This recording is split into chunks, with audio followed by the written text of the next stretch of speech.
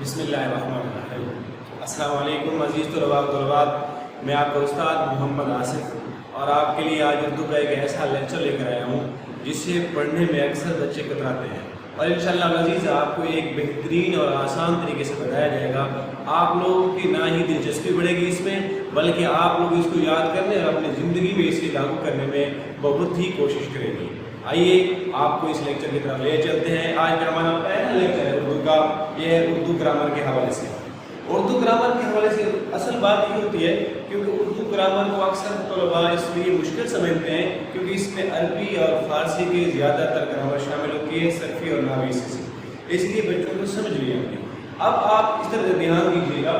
اب پہلے ہم آپ کو لے چلتے ہیں اردو گرامر کی طرف۔ وہاں ہے اردو قواعد۔ قواعد میں کوئی بھی زبان ہو اس کو برقرار رکھنے کے لیے اس کے کچھ اصول و قوانین ہوتے ہیں، صرف زبان ہی نہیں، زندگی کے کسی بھی شعبے سے آپ دیکھ لیجئے، جہاں اصول و قوانین ہوتے ہیں وہ نظام بہتر رہتا ہے، اور جہاں اصول و قوانین نہیں ہوتے وہ درہم برہم ہو جاتا ہے، زندگی مفلوج ہو جاتی ہے۔ اس کے ساتھ ہی اگر آپ دیکھیں نظام قدرت، وہاں بھی اللہ رب العزت نے یہی اپنی کار فرما رکھا ہوا ہے، ایک نظام، ایک اصول، ایک قواعد، ایک ضوابط، یعنی سورج، چاند، ستارے، سیارے سبھی کے اللہ رب العزت نے اصول بنے ہوئے ہیں۔ کبھی ایسا نہیں ہوا کہ دن سے رات پہلے آ جائے یا چاند سے پہلے ہی سورج چمکنے لگے، ایسا کبھی نہیں ہوا۔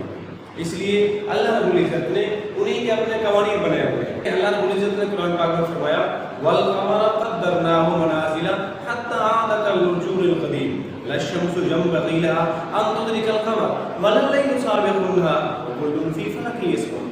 یعنی اللہ رب العزت ہمیں بتا رہے ہیں کہ کسی چاند یا سورج کسی کی کوئی مجال نہیں وہ کسی سے پہلے آ جائے، یعنی اللہ رب العزت نے ان کے اصول و قوانین بنائے ہوئے ہیں، اس لیے ہمارا نظام زندگی اور یہ شمسی نظام قائم ہے اور دنیا آباد ہے، اور دنیا امیدوں کے سہارے وابستہ ہے۔ اللہ رب العزت ہمیں طرح طرح کے انعامات سے نوازتے ہیں۔ جی تشریف لائیے۔ قواعد کی بنا سب سے پہلے ہم دیکھیں گے کہ قواعد کی حصے دو ہوتی ہیں، اس کے پارٹ دو ہیں، حصہ صرف اور حصہ نحو۔ حصہ صرف کیا ہوتا ہے؟ حصہ صرف وہ ہوتا ہے وہ علم جس سے کلموں کی شناخت اور ان کا عدل بدل معلوم ہو، یعنی ہم اسی علم کے ذریعے سے دیکھیں گے کہ یہ لفظ مذکر ہے، مؤنث ہے، یا مہمل ہے، یا لفظ ہے، موضوع ہے، سارا کچھ ہم اسی علم سے دیکھتے ہیں۔ اس کے بعد جو دوسرا حصہ ہمارا نحو ہے، اس حصے میں وہ علم جس سے کلمات کو جوڑنا، توڑنا اور ان کی ترکیب اور ان کا باہمی تعلق معلوم ہو، اسے علم نحو کہتے ہیں۔ جی اب آتے ہیں، اس کی سب سے پہلے حرف ہوتا ہے، یعنی حروف تہجی۔ سب سے پہلے حرف الف، ب، پ، ت، گ سے یہ حرف ہوتے ہیں۔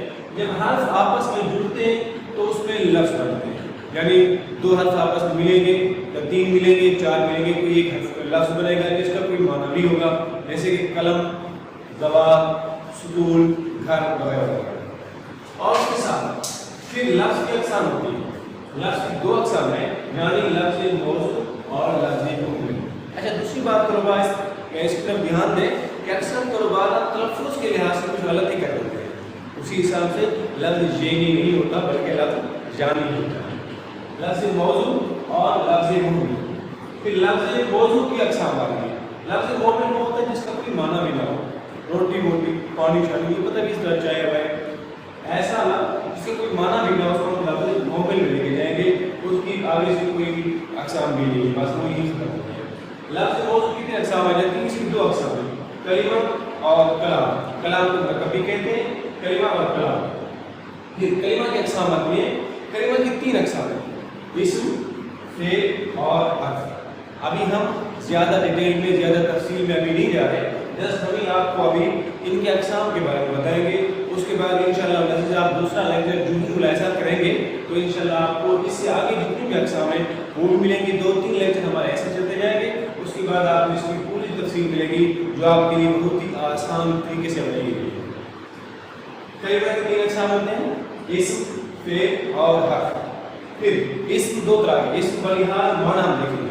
اسم بلحاظ معنی، اس کی دو اقسام ہیں، اسم معرفہ اور اسم نکرہ۔ آپ دیکھ رہے ہیں اس میں اسم کی اقسام بلحاظ معنی، یعنی اسم इसको अक्सर बच्चे कहते हैं मानी। याद रखिएगा बेटा, ये लफ्ज मानी नहीं है बल्कि ये लफ्ज माना है। मानी का मतलब होता है, मानी का मतलब होता है ज्यादा अल्फाज, ज्यादा अल्फाज हो जिसकी ज्यादा मीनिंग या मानी बताए गए हो उसको हम मानी लिखते हैं और लिखते भी यूं है जी। अब इसका मतलब है कि ज्यादा अल्फाज पे जो मीनिंग बताएंगे उसी के बारे में। एक लफ्ज का मीनिंग हो तो उसको हम कहेंगे माना। इस दो अक़साम है, यानी इसमें मारिफा और इसमें नकीरा, ठीक है। अब इसमें मारिफा की कितनी अक़साम है वो मुलाहिज़ा कीजिएगा। इसमें मारिफा की, इसमें अलम, इसमें ज़मीर, इसमें इशारा और इसमें मौसूल। इसमें अलम की अक़साम की देखेंगे आगे, इनकी किस्म से किस्म चलती जाती है। बच्चे ज़रा कंफ्यूज हो जाते हैं कि हमें समझ नहीं आएगी। अब देखिए पहले लफ्ज़ आ रहा है, लफ्ज़ के बाद फिर लफ्ज़ मौजूद, दो अक़साम लिखेंगे, फिर उसके बाद लफ्ज़ मौजूद की अक़साम में कलीमा और कलाम, फिर कलाम हमने छोड़ दिया, फिर कलमा के अक़साम इसम फ़िल हर्फ़ आया, फिर अभी हमने इसम को लिया बलियान माना के लिहाज से, दो अक़साम बनी, इसमें मारिफा और इसमें नकीरा।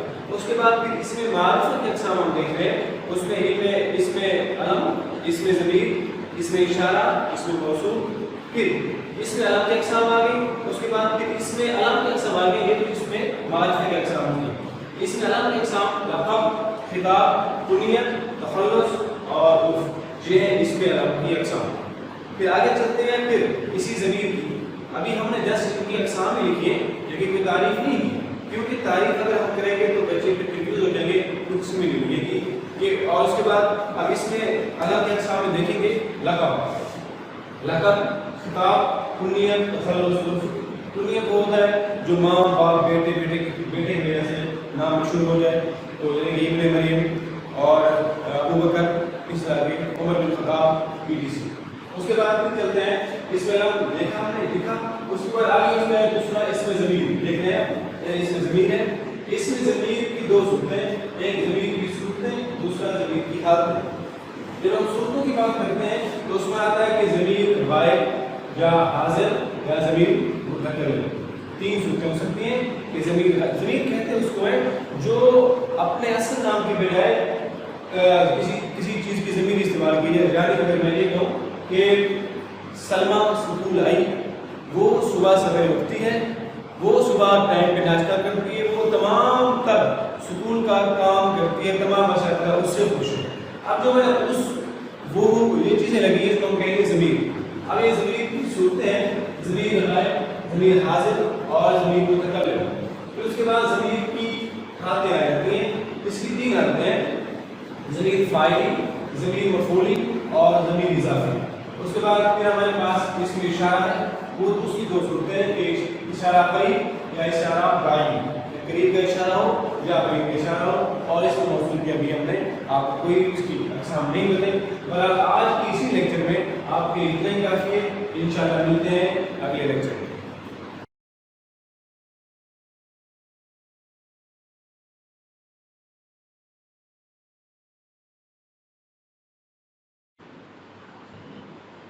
मेरे अजीज़ तलबा किराम, मुझे उम्मीद है कि आपका हमारा पहला लेक्चर बहुत ही अच्छा लगा होगा और आपको ज़रूर समझ आया होगा।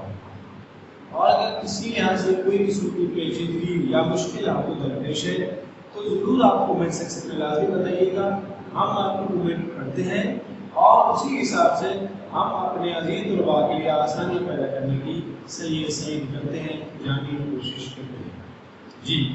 तो सबसे पहले हम उसी लेक्चर का उसी हिस्से का पार्ट नंबर दूसरा स्टार्ट कर रहे हैं, यानी कि वीक चल रहा है, हिस्सा इसका दूसरा है। वो हिस्सा स्टार्ट करने से पहले मैं आपको एक शेर सुनाता हूँ, सारा सिद्दीकी साहब का याद आया कि हम बनाएंगे यहाँ सागर नई तस्वीर शौक, हम बनाएंगे यहाँ सागर नई तस्वीर शौक, हम तखय्युल के मुजद्दिद, हम तसव्वुर के इमाम जी। आइए दूसरे पार्ट में। सबसे पहले आपने उसी लेक्चर को देखना है। अगर आप हमारे व्यू अभी गए हैं तो लाजमी उसी को जाकर आप सब इसी चैनल को सब्सक्राइब करें या उसी वीडियो को जाकर देखें, लाजमी आपको समझ आएगी। अगर किसी लिहाज से कोई पेचीदगी कोई समझ ना आ रही हो तो जरूर कमेंट में बताइएगा। अभी उसी का पार्ट नंबर को यानी हिस्सा सर, अब इसकी हम थोड़ी डिटेल थोड़ी तफसील बता रहे हैं, आप इधर ध्यान दीजिए। हिस्सा सर यानी वो इल्म जिससे कलीमों की शनाख्त, कलमा नहीं होता, कलमू नहीं होता बल्कि कलीमू, वो इल्म जिससे कलीम की शनाख्त और उनका अदल बदल मालूम हो, اسے علم صرف کہتے ہیں۔ قواعد کے کسی حصے میں الفاظ اور کلمات موضوع بحث ہوتے ہیں۔ آپ دیکھ لیجیے ویسے لفظ اکثر اس کو بحث پڑھتے ہیں۔ مولوی عبدالحق نے جو اس کو باب اردو کہا جاتا ہے تو اس نے اپنی کتاب اردو قواعد میں اس کو بحث لکھا ہے، بلکہ اس کو بحث لکھا ہے، لیکن فیروز اللغات اس کو بحث لکھتے ہیں۔ موضوع بحث ہوتے ہیں۔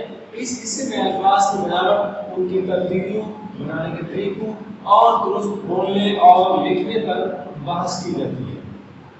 یعنی یہ لفظ واحد ہے، جمع ہے، مذکر ہے یا مؤنث ہے، اسم ہے، فعل ہے، حرف ہے وغیرہ کیا چیز ہے، یہ اس صرف میں صرف ایک میں اسی الفاظ میں بحث کی جاتی ہے۔ اور اس کے بعد اب ہم آتے ہیں حرف کی طرف۔ حرف کیا ہے؟ یاد رکھیے گا، حرف ایک آواز کی مفرد شکل ہے، یعنی جب ہم آواز بولتے ہیں اس کی مفرد شکل یا اس کو لکھنے میں ہم لے آتے ہیں تو اسے ہم حرف کہتے ہیں۔ یعنی حروف تہجی کا مطلب ہے نیچے کرنا، یعنی مفرد حرف کا پڑھنا، گویا کسی مفرد الفاظ، کسی مفرد آواز کی لکھی ہوئی شکل کو ہم حرف کہیں گے۔ الف ہو گیا، بے ہو گیا، پے ہو گیا، یہ الفاظ جو ہیں یہ حرف ہے۔ جب یہ دو حرف آپس میں ملتے ہیں، دو چار یہ ملتے ہیں تو ایک لفظ جا کر بناتے ہیں، پھر لفظ کی کچھ میننگ ہوتی ہے۔ حرف کا کوئی میننگ نہیں ہوتا، بس ایک آواز ہے، ان کو جب آپس میں ملاتے ہیں پھر جا کے کوئی لفظ بنتا ہے، پھر اس کے میننگ بھی ہوتی ہے، جیسے قلم، قاف، لام، میم، یہ لفظ حرف ملے تو ایک لفظ بن گیا تو اس کا معنی بنتا ہے کہ گھر، قلم۔ اب اہم نکات یاد رکھیے گا، اکثر بچے اہم نکات ہوتے ہیں، اس کا صحیح لفظ ہے عام نکات۔ لفظ اہم ہوتا ہے، اہم نہیں ہوتا، لفظ نکات ہوتا ہے، نکات بھی نہیں ہوتا۔ عام نکات اردو زبان میں کل حروف تہجی کی تعداد تقریباً 52 ہے، یعنی 52 اردو زبان میں حروف تہجی ہیں، جن میں سے 37 مفرد ہیں اور 15 مرکب ہیں۔ ہندی زبان کے الفاظ بھی اس میں شامل ہو جاتے ہیں، فارسی کی بھی شامل ہے، عربک بھی شامل ہے، اس میں سنسکرت کے بھی الفاظ اس میں شامل ہیں۔ اردو ہماری زبان میری زبان ہے، جس کو آپ لشکری زبان کے نام سے بھی جانا جاتا ہے، یعنی اس میں زیادہ تر الفاظ دوسری زبانوں میں ہیں۔ ویسے بھی کوئی زبان ہو، ہر زبان پہ دوسری زبان کا رنگ ضرور چڑھا ہوتا ہے، لیکن ہماری اردو زبان میں اتنی وسعت ہے کہ یہ ہر آنے والی لینگویج، ہر آنے والی زبان کے ہر الفاظ کو یہ اپنے اندر سما لیتی ہے۔ انگلش ہے، جب آپ انگلش بولتے ہیں، انگلش میں آپ اردو کا لفظ بول لیں تو بھلا معلوم نہیں ہوتا بلکہ اردو لگتا ہے۔ اسی طرح اگر آپ لوگ اردو بولتے بولتے اس میں آپ انگلش کا کوئی لفظ ایڈ کر دیں تو آپ کو بھلا بھی معلوم ہوگا، اچھا بھی لگے گا۔ یہ اردو کا ایک کیمرس ہے، یہ اردو کا ایک وسیع ظرفی ہے۔ بہرحال آپ دیکھیں مرکب حروف جو ہیں ان کی تعداد 15 جو دو چشمے ہاتھ سے مل کر بنتے ہیں، بے، ہے اور تھے۔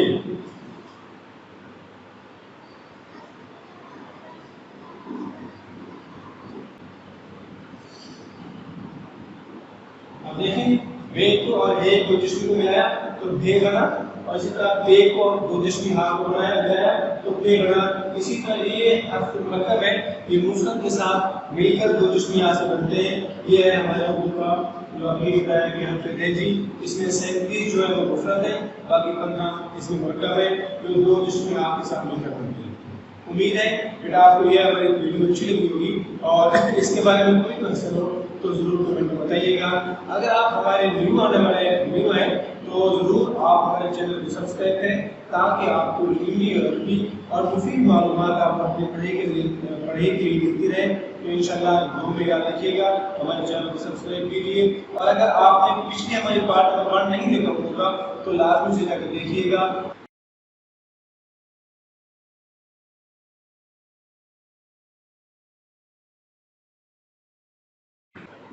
عزیز طلباء و طالبات، یہ اب ہمارا اسی گرامر کے لحاظ سے تیسرا لیکچر ہے جو آپ سن بھی رہے ہیں، دیکھ بھی رہے ہیں۔ آپ نے اس سے پہلے 2 لیکچر سنے بھی ہوں گے اور دیکھے بھی ہوں گے۔ مجھے توقع ہے کہ آپ لوگوں کو اس کی سمجھ ضرور رہی ہوگی، اور آپ لوگوں کا اگر کوئی سوال باقی رہتا ہو، کوئی پوچھنے والا ہو، کوئی ایسی بات جو آپ کو الجھن میں ڈالنے آ رہی ہے تو ضرور کمنٹ میں بتائیے گا، ہم آپ کی کمنٹ پڑھتے ہیں۔ آئیے اب ہم اپنے تیسرے لیکچر کی طرف بڑھتے ہیں۔ پہلے ہم نے جو اس سے پہلے کا لیکچر اختتام پذیر کیا تھا وہ ہوا تھا حذف، یعنی ہم نے حروف تہجی کے اوپر اس کو جا کر اختتام پذیر کیا تھا. اب ہم اسی آگے لے کر چلتے ہیں. اب دوسرا آ رہا ہے لفظ، حرف کے بعد دوسرا لفظ آ رہا ہے. یاد رکھیے گا جب دو یا دو سے زیادہ حروف تہجی آپس میں ملتے ہیں تو جا کے کوئی لفظ بنتا ہے، اس کا پھر کوئی معنی بھی ہوتا ہے، کوئی مطلب بھی ہوتا ہے. آپ ذرا ملاحظہ کیجیے اس کی تعریف کہ دو یا دو سے زیادہ حروف تہجی سے مل کر بننے والی مرکب آواز کو ہم لفظ کہتے ہیں، جیسے قلم، کتاب یا گھر، سکون وغیرہ وغیرہ. اب قلم ہمیں تو ایک لفظ ہے، لیکن جب قاف لام میم اکٹھے ملے تو جا کر قلم بنا. اب اس کا کوئی معنی ہے، کوئی مطلب ہے، یوں محسوس ہوتا ہے جیسا کہ لکھنے والی کوئی چیز ہے. اگر ہم اس کو الگ الگ سے دیکھیں قاف، اس کا کوئی مطلب سمجھ میں نہیں آتا. لام ہے، اس کا بھی کوئی سمجھ میں نہیں آتا. میم کا بھی الگ سے کوئی مطلب سمجھ میں نہیں آتا. اس لیے جب یہ حرف آپس میں مل کر بنتے ہیں تو کوئی مرکب لفظ بن جاتا ہے جس کا کوئی نہ کوئی مطلب ضرور ہوتا ہے. یعنی دو یا دو سے زیادہ حروف تہجی سے مل کر بننے والی مرکب آواز کو ہم لفظ کہیں گے. اس کے بعد اب آتے ہیں لفظ کی اقسام. لفظ کی اقسام بلحاظ معنی، لفظ کی اقسام بلحاظ معنی یعنی معنی کے لحاظ سے اس کی اقسام کتنی ہے. یاد رکھیے کہ میں اس کو بار بار معنی پڑھ رہا ہوں اور دوسرا میں اس کو معنی نہیں پڑھ رہا. کیوں؟ معنی کا مطلب ہوتا ہے کسی ایک لفظ کا کوئی مطلب پوچھا جا رہا ہے، جبکہ ہم معنی اگر میں بولوں گا یا لکھوں گا تو اس کا مطلب ہوتا ہے زیادہ سے الفاظ ہیں جن کا میں مطلب سمجھانے یا سمجھنے کی کوشش کر رہا ہوں. یعنی میرے پہلے لیکچر میں اگر آپ نے دیکھا تو اس میں یہ لفظ میں لکھ دیا تھا معنی. معنی یہ ہوتا ہے زیادہ الفاظ کا جب مطلب یا معنی سمجھنا ہو تو نہیں بھی ہوتا ہے، باقی اگر ایک لفظ کا ہو تو اس کے لیے معنی بولیں گے. پیچھے لفظ ہے لفظ تو اس کی اگر الفاظ ہوتا پھر ہم معنی بولتے، یہ لفظ ہے لفظ کے لیے ہم معنی لکھیں گے. لفظ کے اقسام بلحاظ معنی یعنی معنی کے لحاظ سے اس کی کتنی اقسام ہیں. لفظ کی دو اقسام ہیں معنی کے لحاظ سے، ایک لفظ موضوع، دوسرا لفظ مہمل. میرے بچوں یاد رکھیے گا اردو میں یہ جو لیکچر آپ گرامر کے لحاظ سے دیے جا رہے ہیں یہ آپ کی زندگی کو سنوارنے میں بہت عام کردار ادا کریں گے. مجھے توقع ہے کہ آپ کو اردو گرامر کے لحاظ سے کسی قسم کی کوئی مشکل کا سامنا نہیں کرنا پڑے گا اگر آپ لوگ یہ توجہ سے سن رہے ہیں اور اسی کے اوپر آپ لوگ عمل بھی کر رہے ہیں، یعنی اس کو اپنے روزمرہ کے استعمال میں بھی لے کر آ رہے ہیں. لفظ موضوع اور لفظ مہمل یہ ہے لفظ کی اقسام بلحاظ معنی. سب سے پہلے ہم لفظ موضوع کو لیں گے. لفظ موضوع اس کی دو اقسام. لفظ موضوع وہ لفظ ہے جس کے کچھ معنی ہو. لفظ موضوع ایسا لفظ جس کے کچھ معنی ہو تو اسے ہم لفظ موضوع کہیں گے. جیسے پانی، پانی پتہ ہوتا ہے کہ پینے کی چیز ہے. روٹی کھانے کی چیز ہے، چائے بھی پینے کی چیز ہے. پانی، روٹی، چائے وغیرہ وغیرہ اس سے ہمیں پتہ چلتا ہے کہ لفظ موضوع ہے یعنی کہ اس کا کوئی مطلب ضرور ہے. دوسرا ہوتا ہے اس کی دوسری قسم وہ ہے لفظ مہمل. لفظ کی دو اقسام ہیں بلحاظ معنی، ایک لفظ موضوع، دوسرا لفظ مہمل. پھر لفظ موضوع کی طرف جب آئیں گے تو اس کے وہ لفظ جس کے کچھ معنی ہو. پھر اس کے بعد لفظ مہمل وہ لفظ جس کا کچھ معنی نہ ہو، لکھنے میں تواتے ہوں لیکن اس کا کوئی معنی مطلب نہ ہو تو اسے ہم کہتے ہیں لفظ مہمل. دیکھیے گا جیسے کہ پانی، پانی وانی، روٹی شوٹی، چائے شے، یعنی اس کا وانی اس کا کوئی مطلب نہیں ہے لیکن پانی کے ساتھ بولا جاتا ہے. اس کے ساتھ شوٹی، شوٹی کا کوئی مطلب نہیں ہے، کوئی میننگ نہیں ہے اس کا، لیکن یہ روٹی کے ساتھ بولا جاتا ہے کہ روٹی شوٹی کھانی ہے. آپ اسی لحاظ سے جو مہمل الفاظ ہوتے ہیں اس کا کوئی معنی مطلب نہیں ہوتا. اب آ گیا لفظ کی اقسام. لفظ موضوع کی اقسام. پہلی لفظ کی اقسام بلحاظ معنی دو تھی، ایک لفظ موضوع پھر لفظ مہمل تھا. اب آتے ہیں لفظ موضوع کی اقسام. لفظ موضوع کی دو اقسام ہے. دیکھیے گا ایک کلمہ، دوسرا کلام. لفظ کلمہ نہیں ہوتا بلکہ کلمہ. کلمہ اور کلام. کلمہ کیا ہے؟ اکیلے بامعنی، اکیلے بامعنی لفظ کو کلمہ کہتے ہیں. اکیلا ہو، بامعنی ہو، اس کا کوئی مطلب ہو، اس کا معنی ہو تو اس کو ہم کہیں گے یہ کلمہ ہے، جیسا کہ گھر، مسجد، سکول وغیرہ وغیرہ. اب آئیں گے دوسری اس کی قسم وہ ہے کلام. دو یا دو سے زیادہ بامعنی الفاظ کے مجموعے کو ہم کیا کہیں گے؟ کلام کہیں گے. کلام بھی کہتے ہیں یا مرکب بھی کہتے ہیں جب دو یا دو سے زیادہ بامعنی الفاظ آپس میں ملیں گے. حرف نہیں بلکہ جب دو یا دو سے زیادہ بامعنی الفاظ ملیں گے تو اس کو ہم کہیں گے کلام. جیسے ہمارا گھر یا مسجد اللہ کا گھر ہے یا یہ میرا سکول ہے، یہ ہے کلام. یہ کلام کی اقسام تھی. بیٹا یہ کلام کے تعریف کی کلام نے ابھی سماعت کی سنی ہے، اس سے پہلے کلمہ کی تھی اور اس کے ساتھ ہی آگے جو ہمارا سلسلہ جاری ہے وہ پھر رہے گا کلمہ کی اقسام. کلمہ کی اقسام اسم فعل حرف یہ کلمہ کی اقسام ہے. انشاءاللہ آپ کو چوتھے لیکچر میں یہ چیز دیکھنے کو اور سننے کو ملے گی. مجھے توقع ہے کہ آپ لوگوں کو یہ ہمارا لیکچر آج کا ہے تیسرا لیکچر بہت پسند آیا ہوگا اور جو چیز ہم آگے بڑھتے جائیں گے انشاءاللہ العزیز آپ کے لیے آسانی کے موقع اور فراہم کرتے جائیں گے. لیکن یاد رکھیے گا یہ گرامر تب سمجھ میں لگے گی جب آپ اس سے پہلے یعنی کہ پہلے لیکچر سے لے کر آخر تک ہمارے ساتھ جڑے رہیں گے تو سمجھ لگے گی. اگر آپ نے بیچ میں کوئی لیکچر سکپ کیا کوئی نہیں سنا آپ نے تو اس کے لیے پھر آپ کے لیے پیچیدگیاں پیدا کر سکتے ہیں، آپ کو سمجھ آنے میں مشکل کا سامنا کرنا پڑ سکتا ہے. اس لیے بیٹا آپ سے یہی کہا جا رہا ہے کہ آپ پہلے لیکچر سے لے کر آخری لیکچر تک ہمارے ساتھ جڑے رہے گا تو انشاءاللہ العزیز آپ کو سمجھ بھی لگے گی اور آپ کے لیے آپ کو گرامر سمجھنا آسان بھی رہے گا. تب تک کے لیے بیٹا اللہ حافظ اور آپ اپنا یہ لیکچر دھیان سے سنیے گا، دھیان سے دیکھیے گا. اگر کوئی سمجھ نہ لگے تو آپ ضرور کمنٹ میں ہمیں بتائیے گا، ہم آپ کے کمنٹ پڑھتے بھی ہیں دیکھتے بھی ہیں اور آپ لوگوں کے لیے آسانیاں پیدا کرنے کی کوشش بھی کرتے ہیں. اور یہ میری پہلے ہی سے جیسے درخواست ہے آپ لوگوں سے طلباء کرام سے تاکہ اگر کوئی نیو بچہ ابھی طالب علم تشریف لایا ہمارے اس چینل پر تو اسے ہی میں کہوں گا کہ ہمارے چینل کو سبسکرائب کریں اور بیل آئیکن کا ضرور کلک کریں تاکہ ہمارے ہر آنے والی ویڈیو انفارمیٹیو یعنی کہ تعلیم علم کے لحاظ سے آپ کے لیے مفید رہے گی. تو آپ کو اس کو ہمارے چینل کو سبسکرائب کریں تاکہ ہر آنے والی ویڈیو آپ تک آسانی سے پہنچ سکے اور آپ اس سے مستفید ہوں، آپ اس سے فائدہ حاصل کر سکیں. اور مجھے توقع ہے یہ ہماری ویڈیو آپ کو اچھی لگی ہوگی.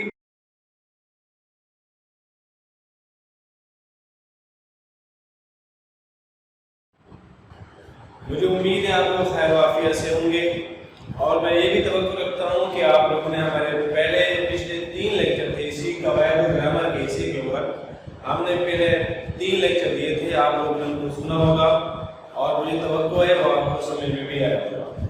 اب ہمارا اسی ٹاپک کے اوپر اسی عنوان کے اوپر چوتھا لیکچر چل گیا اور آپ لوگ ہمارے ساتھ رہیے گا انشاءاللہ العزیز آپ لوگوں کو بہت ہی فائدہ ہوگا.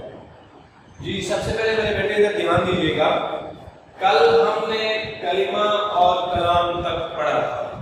کلمہ کی تعریف ہم نے کی تھی، اکیلے بامعنی لفظ کو ہم کلمہ کہتے ہیں. 2 یا 2 سے زیادہ الفاظ کے مجموعے کو ہم کلام کہتے ہیں. آپ ہماری پچھلی ویڈیو جا کر دیکھیے یعنی تیسرا لیکچر دیکھیے، اسی تیسرے لیکچر کا اختتام انہی الفاظ پہ ہو رہا ہے.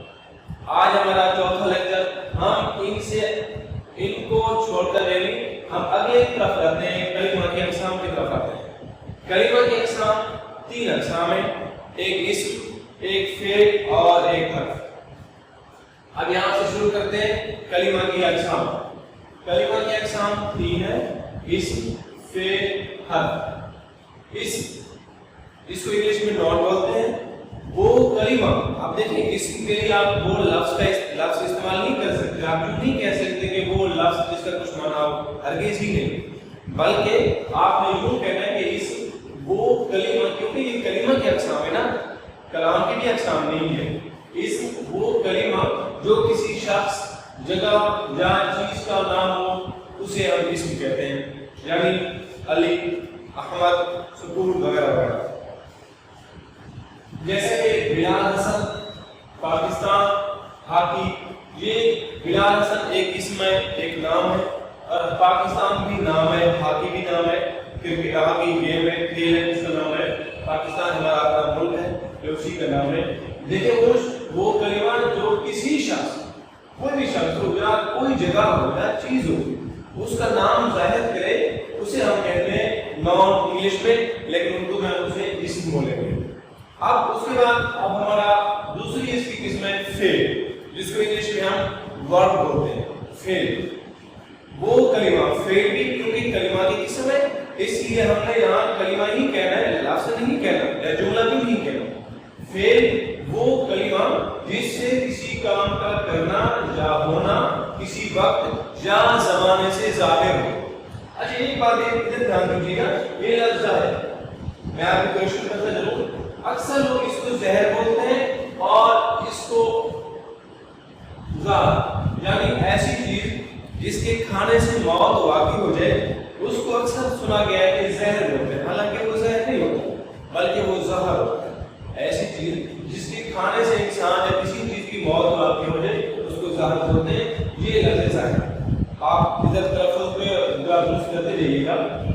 وہ کلمہ جس سے کسی کام کا کرنا یا ہونا کسی وقت یا زمانے سے ظاہر ہو اسے ہم کہتے ہیں فعل. جیسے لکھا جاتا ہے, آگے لکھا اس کا مطلب ماضی میں تھا, لکھا گیا کام ہے کوئی, جاتا جانا بھی ورب ہے کام ہے, اور وہ کھیلے گا کھیلنا کھیلے گا یہ سارے ورب ہیں. اور یہ زمانے کو بھی ظاہر کر رہے ہیں, یعنی کھیلے گا مستقبل میں کھیلے گا, فیوچر میں کھیلے گا, ابھی کھیلا نہیں ہے. اس کے ساتھ یہ ورب اور یہ زمانے کا تعین بھی ہو رہا ہے, زمانہ بھی ظاہر ہو رہا ہے. اور تیسری اس کی قسم ہے کلمہ کی قسم, وہ ہے حرف, جس کو انگلش میں ہم لیٹر بولتے ہیں اور اردو میں اسے ہم حرف بولیں گے. وہ کلمہ جو اکیلا کوئی معنی نہ دے, کلمہ وہ یعنی حرف وہ کلمہ ہے جو اکیلا کوئی معنی نہیں دیتا لیکن دوسرے کلمہ یعنی اسم یا فعل وغیرہ کے ساتھ مل کر ربط بھی پیدا کرتا ہے, کوئی معنی بھی دیتا ہے. اکیلا اس کا حرف کا کوئی معنی بھی نہیں ہوتا. ہم نے پہلے لیکچر میں آپ کو یاد ہوگا جب ہم نے اس حرف کے بارے میں بات کی تھی, حرف تہجی میں نے لکھ کے دیے تھے, اس میں بھی یہ بات ڈسکس ہوئی تھی کہ حرف کا کوئی اکیلا معنی نہیں ہوتا. یہ دو یا دو سے زیادہ حرف مل کر لفظ بناتے ہیں, پھر جا کر کے الفاظ کے معنی بنتے ہیں. بہرحال ادھر حرف وہ کلمہ جو اکیلا کوئی معنی بھی نہیں دیتا لیکن دوسرے کلمات کہہ رہے ہیں, دوسرے جملے بھی کہہ رہے ہیں, دوسرے کلمات یعنی اسم فعل کے ساتھ مل کر معنی دے اور ان میں تعلق بھی پیدا کرے, اسے ہم حرف بولتے ہیں. جیسے نے, کو, پر وغیرہ وغیرہ. اس کی وضاحت جو ہے دیکھیے ان جملوں میں ذرا غور کریں کہ علی نے مضمون لکھا, علی نے مضمون لکھا.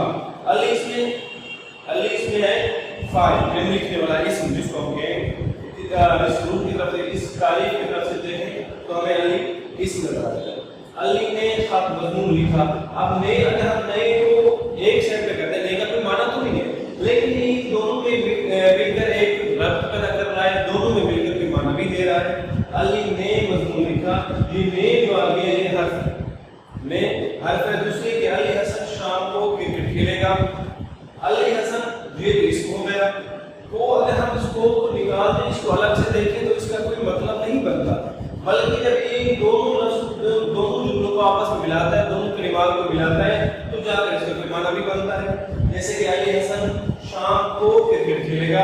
اب جو کو آیا ہوا ہے یہ ہے حرف, نے, کو, پر وغیرہ وغیرہ یہ ہے حرف, یعنی اس کا اکیلا کوئی معنی نہیں ہوتا, دوسرے کلمات کے ساتھ مل کر یہ معنی بھی دیتے ہیں اور ان میں تعلق بھی پیدا کرتے ہیں. اب چلے جاتے ہیں ایک کلمہ کی اقسام ہو گئی, اسم بھی ہو گیا, فعل بھی ہو گیا, حرف بھی ہو گیا. اب آتے ہیں اسم کی تعریف کے لیے.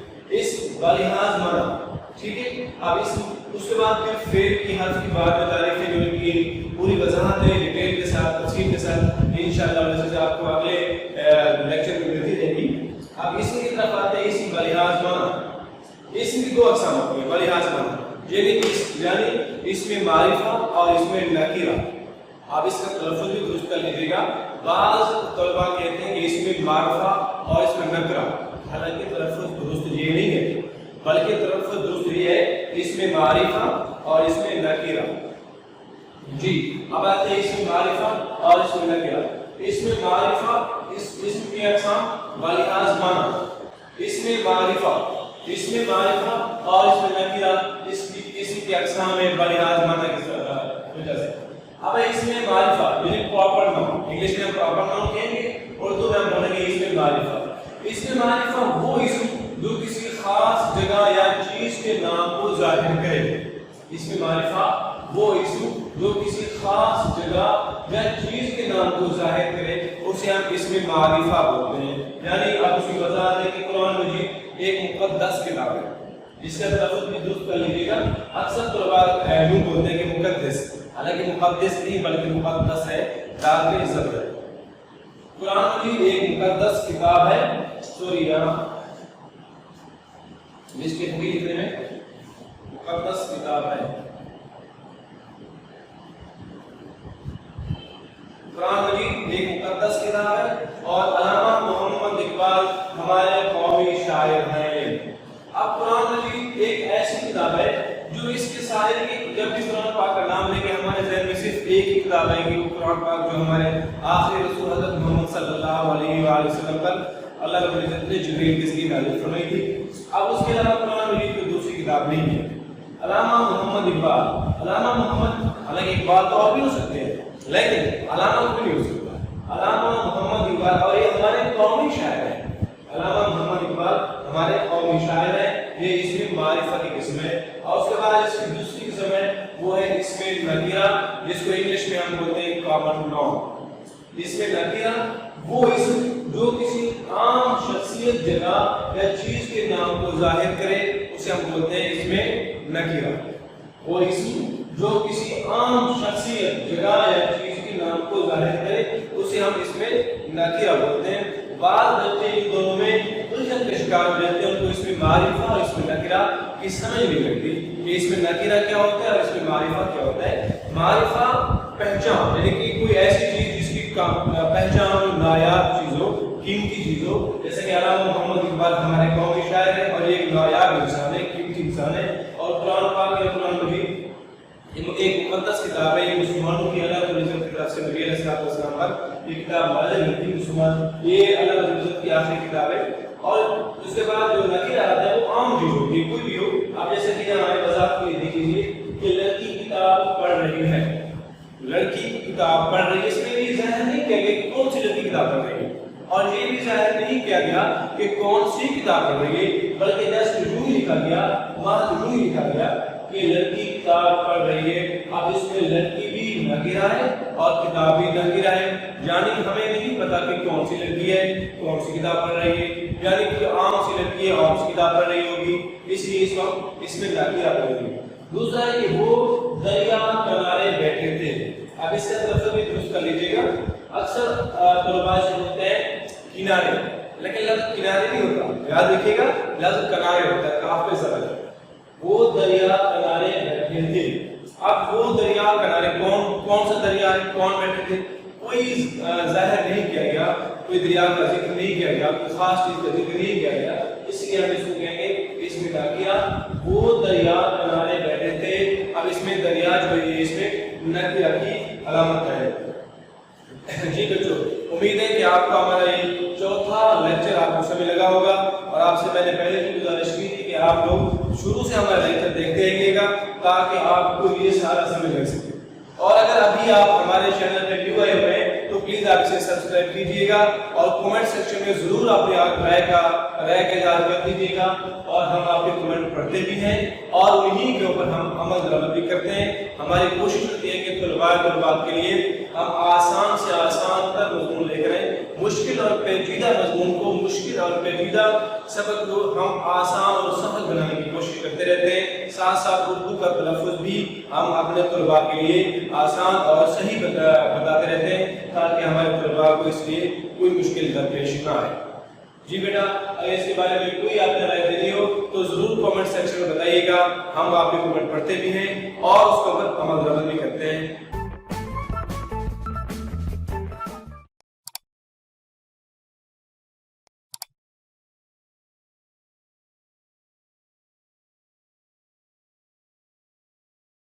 اب میں یہ بھی توقع کرتا ہوں کہ آپ نے ہمارے پہلے 4 لیکچر قواعد کے بارے میں تھے، آپ نے ضرور سنے ہوں گے، اور مجھے یہ بھی توقع ہے کہ آپ کو سمجھ بھی ہوگی۔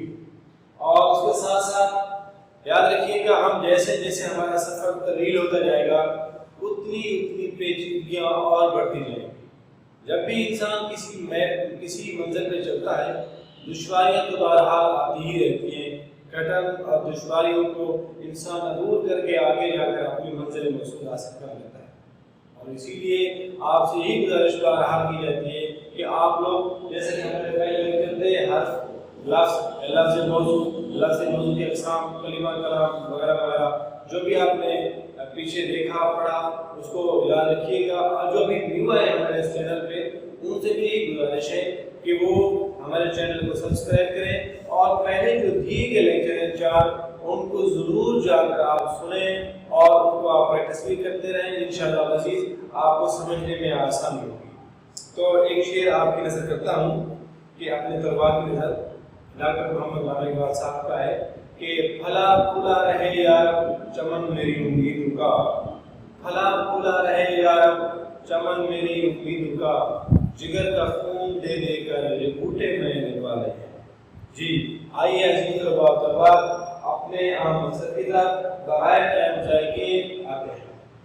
جی دیکھیں ہم نے یہاں اس میں معرفہ اور اس میں نکرہ تک تو پڑھ لیا تھا، لیکن اس میں معرفہ کی اقسام ہم نے تفصیل کے ساتھ نہیں پڑھی تھی، اور اس میں نکرہ تو بہرحال ابھی رہتا ہی ہے۔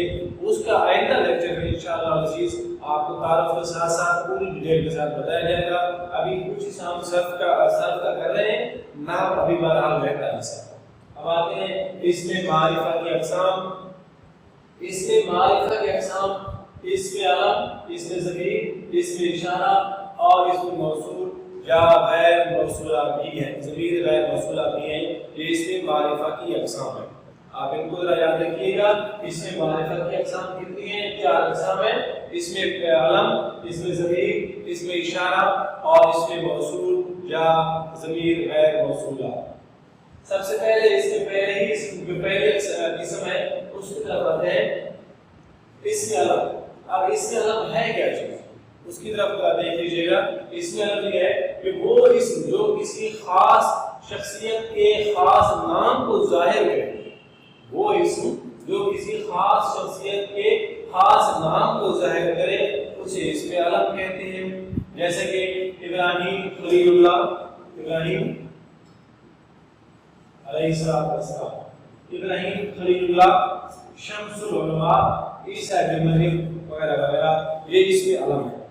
اب جب ہم اسم علم کی اقسام کی طرف آئیں گے تو ان کی اب دیکھیں گے، آپ تو کہیں گے یہ تو خطاب ہے، لقب ہے وغیرہ وغیرہ، لیکن جب ہم ان کو پڑھیں گے تو اس خطاب کے بارے میں آپ کو سمجھ لگے گی خطاب کیا ہوتا ہے، لقب کیا ہوتا ہے، تخلص اور ظروف کیا کیا ہوتے ہیں۔ آپ ادھر دھیان دیجیے گا، اس میں علم ہم نے ابھی اس کی تعریف پڑھی، ساتھ ہی اس میں علم کی جب ہم اقسام دیکھیں گے تو اس میں یہ ساری بات وضاحت کے ساتھ سامنے آ جائے گی۔ عزیز طلباء آپ ہمارے ساتھ جڑے رہیے، انشاءاللہ آپ کے فہم میں الفاظ لانے کی کوشش کی جائے گی۔ سب سے پہلے اس کی قسم ہے لقب۔ لقب کیا ہوتا ہے؟ لقب یہ اس میں علم کی اقسام ہے، اس کو یاد رکھیے گا۔ اس میں علم جو ہے وہ اس میں معرفہ کی قسم ہے۔ اب لقب وہ خاص نام جو کسی خاص خوبی یا صفت کی وجہ سے مشہور ہوتے ہیں، وہ خاص نام جو کسی خاص خوبی یا صفت کی وجہ سے مشہور ہو جائے، جیسے کہ حضرت ابراہیم خلیل اللہ نے خانہ کعبہ کی تعمیر کی، حضرت ابراہیم خلیل اللہ نے خانہ کعبہ کی تعمیر کی۔ دوسرے کہ حضرت موسیٰ کلیم اللہ کو اللہ تعالیٰ سے ہم کلام ہونے کا شرف حاصل ہے۔ اب ان کو کلیم اللہ اس لیے کہا جاتا ہے کیونکہ انہوں نے اللہ رب العزت کے ساتھ ہم کلام ہونے کا شرف حاصل کیا تھا۔ حالانکہ ان کا اصل نام تو موسیٰ ہے، لیکن کلیم اللہ اس لیے بولا جاتا ہے کہ انہوں نے اللہ رب العزت کے ساتھ ہم کلام ہونے کا شرف حاصل کیا، یعنی کہ یہ خوبی تھی، کسی خوبی کی وجہ سے ان کلیم اللہ مشہور ہو گیا تھا۔ دیکھیں آپ اس کی تاریخ دیکھیں، وہ خاص نام جو کسی خاص خوبی یا صفت کی وجہ سے مشہور ہو جائے، خاص خوبی یا صفت کی وجہ سے مشہور ہو جائے اسے ہم کہتے ہیں لقب۔ اب یہ ابراہیم خلیل اللہ علیہ السلام نے خانہ کعبہ کی تعمیر کی۔ اب خلیل اللہ اس لیے بنا کہ انہوں نے خانہ کعبہ کی تعمیر کی تو اللہ رب العزت کیا یا خلیل قرار پائے، اللہ رب العزت کے دوست قرار پائے۔ اور اسی کے ساتھ دوسرا ہے کہ خطاب یا اعزاز۔ یاد رکھیے گا، خطاب یا اعزاز آج کے دور میں اعزاز کم ہے، بلکہ خطاب کم ملا کرتے ہیں، اعزاز زیادہ ہے۔ جیسے کہ فوجی اعزاز ملتے ہیں، نشان حیدر وغیرہ وغیرہ طرح کے اعزاز ملتے ہیں، وہ اعزازی نام جو حکومت یا قوم کی طرف سے کسی شخصیت کو اس کی ملکی، قومی یا علمی اور ادبی خدمات کے صلے میں دیا گیا ہو۔ تاریخ سے ملے گی، دوبارہ دیکھیے کہ وہ اعزازی نام، حالانکہ ادھر خطاب بھی یا اعزاز بھی دونوں، وہ اعزازی نام جو حکومت یا قوم کی طرف سے کسی شخصیت کو اس کی ملکی علمی و ادبی خدمات کے صلے میں اسے دیا گیا ہو اسے ہم خطاب کہیں گے یا اعزاز کہیں گے۔ آج کل اعزاز خطاب کم اعزاز زیادہ ملتے ہیں۔ پہلے شمس العلماء کا خطاب ملا کرتا تھا، مولوی میر حسن صاحب کو ملا تھا جو علامہ اقبال صاحب کے استاد محترم ہیں۔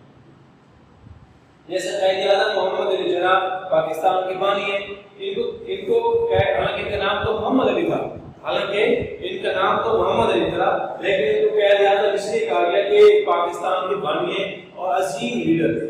انہوں نے بکھری ہوئی قوم کو اکٹھا کیا، یکجا کیا جب ایک لیڈر کی ضرورت تھی، اور یہ حقیقی لیڈر بن کر سامنے آئے اور انہوں نے پاکستان کو ہندو سے اور انگریزوں سے چھین لیا تھا۔ یاد رکھیے گا، ظالم سے حق ہمیشہ چھینا جاتا ہے، مانگا نہیں جاتا۔ اور اس کے ساتھ ہی سر سید احمد خان نے قوم کی بہت خدمت کی۔ سر سید احمد خان نے قوم کی بہت خدمت کی۔ ان کا سر سید احمد خان ان کو جو سر کا خطاب ملا یہ قوم کی خدمت کرنے کی وجہ سے ملا تھا۔ جب یہ قوم کی خدمت کرتے تھے کیونکہ اس وقت قوم انگریزوں سے بھاگ رہے تھے اور ساتھ ساتھ انگریزوں کے اس سے غیر مذہب کا کہ مسلمان قوم نشانہ بن رہے تھے، تو سر سید نے یہ اسلام کا بیڑا اٹھایا تھا، تو انہوں نے قوم کو اکٹھا کیا اور ایک ہی پلیٹ فارم پر لے آئے تھے۔ اس لیے سر سید نے بھی قوم کی بڑی خدمت کی، اسی وجہ سے ان کو یہ سر کا خطاب ملا یا سر کا اعزاز ملا۔ اور ان دونوں میں دیکھیں کہ اعزاز اور سر خطاب کی مثال ہے۔ یہ ایک ایسے نام ہے جو ان شخصیات کو ملکی علمی و ادبی خدمات کے سلے میں دیے گئے تھے، یعنی انہوں نے اتنی خدمت کی جس کی وجہ سے یہ نام کمائے اور ان کو حکومت اور قوم کی طرف سے یہ نام عطا کیے گئے۔ اب آتے ہیں کنیت۔ کنیت کیا ہے؟ کنیت اصل میں یہ ہے کہ زیادہ تر نام عربوں میں مخصوص ہے، وہاں بولا جاتا ہے، لیکن ہمارے یہاں پاکستان میں پاک میں یہ تقریباً اس طرح نہیں بولا جاتا۔ پر ہم دیکھتے ہیں کہ وہ نام جو ماں باپ بیٹے یا بیٹی کے تعلق سے پکارا جائے، وہ نام جو ماں باپ بیٹے یا بیٹی کے تعلق سے پکارا جائے، اسے جیسے کہ عیسیٰ ابن مریم، نام تو ان کا عیسیٰ ابن مریم یعنی کہ مریم علیہ السلام کے بیٹے، اور رقیہ بنت محمد صلی اللہ علیہ وآلہ وسلم، حضرت رقیہ رضی اللہ تعالیٰ عنہ حضرت محمد صلی اللہ علیہ وآلہ وسلم کی صاحبزادی ہے اور یہ بیٹ کا مطلب بیٹی ہے۔ لیکن ہمارے یہاں اکثر بولا جاتا ہے کہ عقیل کے ابو، رانی کی اماں، یہ اس طرح کے الفاظ ہمارے پاکستان میں بولے جاتے ہیں، لیکن یہ مخصوص ہے جو اپنا کنیت یا ابو کے یہاں زیادہ تر بولے جاتے ہیں، جیسے کہ اپنا ابو بکر صدیق، عمر بن خطاب وغیرہ وغیرہ اس طرح۔ اب آتے ہیں ہمارے پاس ہے تخلص۔ اس میں یاد رکھیے گا ہم اس میں علم کی ایک شامل پڑھ رہے ہیں، اس میں معرفہ بھی نہیں ہے نا، ابھی جسٹ اس میں علم ہے، اس کے بعد اس میں ضمیر ہے، اس میں اشارہ ہے، اس میں موصول، وہ اگلے لیکچر میں آپ کو ملے گی۔ آپ بچے ذرا اس میں کنفیوز ہو جاتے ہیں، ہم پڑھ کے آ رہے ہیں اور اس پہ ذرا دیکھ لیجیے گا، اس میں علم کی ایک شامل آ رہی ہے۔ اور اس کے بعد ہے تخلص۔ تخلص وہ مختصر سا نام ہوتا ہے جو شاعر اپنی شاعری میں اپنے اصل نام کی بجائے لاتے ہیں۔ یاد رکھیے گا تخلص شاعر خود ہی لکھا کرتا ہے، اس کا خود ہی تجویز کردہ نام ہوتا ہے، کسی اور کی طرف سے نہیں آیا جاتا۔ تخلص وہ مختصر سا نام جو شاعر اپنے کلام میں اپنے اصلی نام کی بجائے لاتے ہیں، جیسے کہ الطاف حسین حالی، ان کا نام تو الطاف حسین ہے لیکن حالی انہوں نے تخلص ہوتا ہے، یہ مختصر سا نام ہے۔ جیسے کہ اسد اللہ خان غالب، مرزا اسد اللہ خان غالب، ان کا پورا نام تو ہے مرزا اسد اللہ خان، لیکن اپنی شاعری میں اصل نام جو ہے وہ اس کی بجائے غالب ہی رکھا کرتے تھے اور غالب کے نام سے ہی یہ جانے جانے لگے۔ اکثر لوگ انہیں غالب سے جانتے ہیں لیکن مرزا اسد اللہ خان بہت کم، لیکن کیونکہ ہماری درسی کتب میں شامل ہے اس لیے طلباء سے واقف ہیں۔ اس کے بعد پھر آتے ہیں عرف۔ عرف وہ خاص نام ہوتا ہے جو پیار، نفرت، محبت یا حقارت، یاد رکھیے کہ یہ لفظ محبت نہیں ہوتا بلکہ میم پہ زبر ہے محبت، وہ خاص نام جو پیار، محبت، نفرت یا حقارت کی وجہ سے کسی شخصیت کے اصلی نام کی بجائے مشہور ہو جائے۔ سمجھ لگ رہی نا؟ وہ خاص نام جو کسی کو جو پیار، محبت، نفرت یا حقارت کی وجہ سے کسی شخصیت کے اصلی نام کی بجائے مشہور ہو جائے، اسے ہم کہیں گے یہ ایک حرف ہے. جیسے کہ انزی بہت مشہور کرکٹر تھا, انضمام الحق صاحب ہے. انضمام الحق ایک مشہور کرکٹر تھے نا, تو اس کو پیار سے انزی کہا کرتے تھے. انضمام الحق بہت مشہور کرکٹر تھا. اس کے بعد گڑیا کا سکون نہیں رہی. ماں باپ اپنی بیٹی کا پیار کے ساتھ نام رکھتے تھے گڑیا سکون نہیں رہے گی. اس کا اصل نام کوئی اور ہوتا ہے, اس لیے وہ خاص نام یا ویسے بولتے ہیں ببلو, ایسے الفاظ بولے جاتے ہیں. یہ وہ نام ہے جو حقارہ, محبت یا نفرت کی وجہ سے اپنے اصلی نام کی بجائے مشہور ہو جائے. تخلص کا دوبارہ دیکھ لیجیے گا. ہم نے آج کا جو ہمارا چوتھا لیکچر تھا اس میں آپ نے دیکھا تھا ہم نے کلمہ اور کلام تیسرے لیکچر میں ہم نے آپ کو اس کے بارے میں ڈسکس کی تھی. آج پھر ہم نے چوتھے لیکچر میں ہم نے اسم فعل حرف کے بارے میں دیکھا. ابھی جو ہمارا لیکچر چل رہا ہے یہ اسم بلحاظ معنی یعنی اسم معرفہ اور اسم نکرے کے حوالے سے. ابھی ہم صرف محض اسم معرفہ کو ہی دیکھ رہے ہیں, اسم نکرے ابھی تک ہم نے نہیں دیکھا.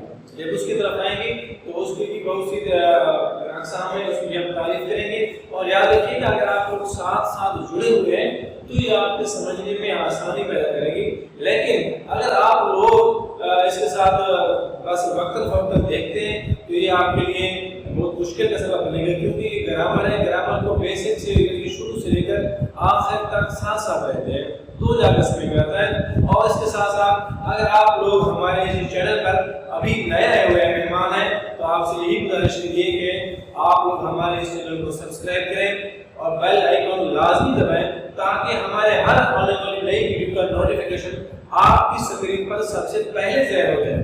پہلے آئیے, پہلے پائیے, اور آپ لوگ یہ ساتھ ساتھ ان کو دیکھتے رہیں گے تو انشاءاللہ العزیز آپ کی علم میں, آپ کے ادب میں, آپ کی تربیت میں بہت زیادہ فائدہ ہوگا. اور اس کے ساتھ ساتھ جو کچھ آپ کے سمجھنے میں اگر پیچیدہ محسوس ہو رہا ہے آپ کو تو ضرور کمنٹ سیکشن میں بتائیے گا. ہم اپنے طلباء و طلبات کے لیے ضرور ہم اپنے طلباء و طلبات کے لیے ہر وقت میسر ہی رہتے ہیں. ہم اپنے طلباء کو آسانیاں پیدا کرنے کے لیے ہم وقت کوشش کر رہے رہتے ہیں. اس کے ساتھ ہی مجھے محمد آصف کو اجازت دیجیے. السلام علیکم ورحمۃ اللہ وبرکاتہ.